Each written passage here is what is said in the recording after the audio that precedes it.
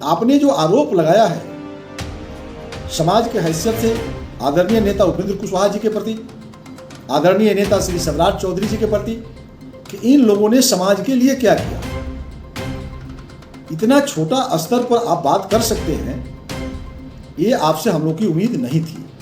दल में गए हैं, उस दल की प्रचारित करना चाहिए, न कि समाज के बड़े नेताओं के को कटघरा में खड़ा करके अपने आप को स्थापित करने का कुचक्र चाल चलनी चाहिए। नमस्कार, आप देख रहे हैं वक्त की आवाज इंडिया। मैं हूं आपके साथ खुशी गोस्वामी। जैसे जैसे विधानसभा चुनाव नजदीक आते जा रहा है, वैसे वैसे सियासी सरगर्मियां भी तेज होती जा रही है। आरएलएम के वैद्यनाथ मेहता ने आरजेडी का दामन थाम लिया है।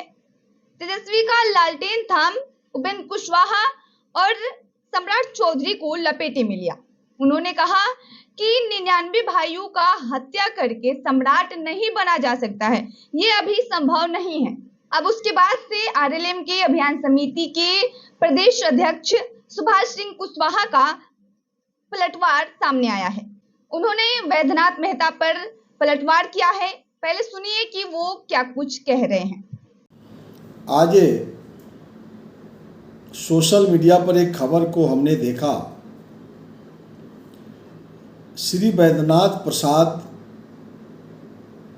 जिला सुपौल के रहने वाले हैं। इनकम टैक्स के एक बड़े पद से वीआरएस लेकर राष्ट्रीय लोक मोर्चा के राष्ट्रीय अध्यक्ष, राज्यसभा के सांसद श्री उपेंद्र कुशवाहा जी के साथ जुड़कर राजनीतिक जीवन को उन्होंने शुरुआत किया और सुपौल जिला से लोकसभा के टिकट के लिए आपने प्रयास किया।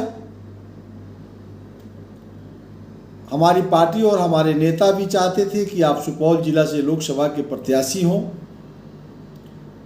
एनडीए गठबंधन के दौड़ के तहत जो है आपको टिकट दिलाने में सफल हम लोग नहीं हुआ, लेकिन आपने जो आरोप लगाया है समाज के हैसियत से आदरणीय नेता उपेंद्र कुशवाहा जी के प्रति, आदरणीय नेता श्री सम्राट चौधरी जी के प्रति, कि इन लोगों ने समाज के लिए क्या किया,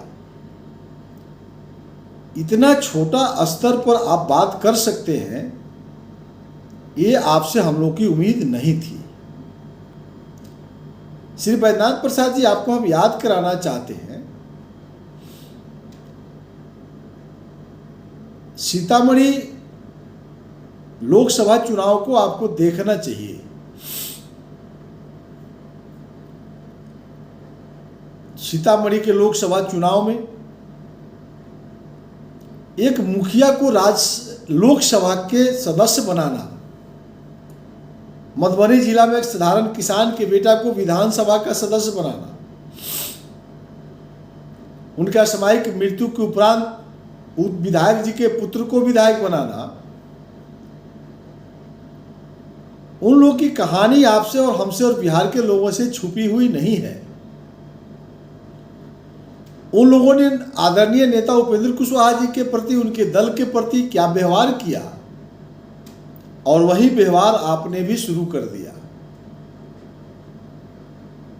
आप वैद्यनाथ जी नेता उपेंद्र कुशवाहा जी को पहचानने में भूल कर दिया। आपकी स्वार्थ उबाल मार रही है, और स्वार्थ के पीछे एकमात्र कारण है कि जिस डिपार्टमेंट से आपने वीआरएस लिया, आपने तो मलगोबा खा करके पेट को फुलाए हुए। 100 करोड़ का चमचमाता हुआ होटल फारबिसगंज में हम लोगों ने देखा है, और शायद आपने वैसे दल का भी चयन किया है जहां मालगोबा खाने का और खिलाने का पर्याप्त अवसर है। और हमारी शुभकामना है आपकी नई पाली में, आपने जिस दल की सदस्यता लिया है, आप बहुत जल्द प्रतिपक्ष के नेता बिहार में बनाए जाएंगे। समाज को बेचना छोड़ दीजिए। नेता उपेंद्र कुशवाहा जी बड़ा विषय है, आदरणीय नेता सम्राट चौधरी जी ये बड़ा विषय है, इसमें आप नहीं हटिएगा। आप जहां गए हैं वहां कोई बड़ा इतिहास लिखने की जरूरत है, प्रतिपक्ष के नेता बन करके, मुख्यमंत्री बन करके, और समाज कहां वोट देगा ये आपको फैसला करने का अधिकार नहीं है। हम सब लोगों को अपने अपने राजनीतिक काम करना चाहिए। आप जिस दल में गए हैं उस दल की प्रचारित करना चाहिए, न कि समाज के बड़े नेताओं के को कटघरा में खड़ा करके अपने आप को स्थापित करने का कुचक्र चाल चलनी चाहिए। एक सफल चाल का खेल खेलना चाहिए। बाकी आप मलगोवा जितना खाए हैं उस पर मैं चर्चा नहीं करना चाहता हूं, क्योंकि आप समाज के व्यक्ति हैं। हमारी शुभकामना है आप आगे बढ़िए और किसी दूसरे नेताओं के प्रति, समाज के बड़े नेताओं के प्रति, आदरणीय नेता उपेंद्र कुशवाहा जी चारों सदन के सदस्य रह चुके हैं। ये आपको हरदम ध्यान में रहना चाहिए। बिहार में विपक्ष के नेता भी रह चुके हैं, केंद्र में मंत्री रह चुके हैं, वर्तमान में राज्यसभा के सांसद हैं। हमारी शुभकामना है कि आप भी जो है आगे बढ़े। आपने सुना कि वो क्या कुछ कह रहे हैं। उनका कहना है कि आप भी राजनीति कर रहे हैं, हम भी राजनीति कर रहे हैं, आप राजनीति पे ध्यान दीजिए। ऐसे बड़े नेताओं के बारे में टिप्पणी करना अच्छी बात नहीं है।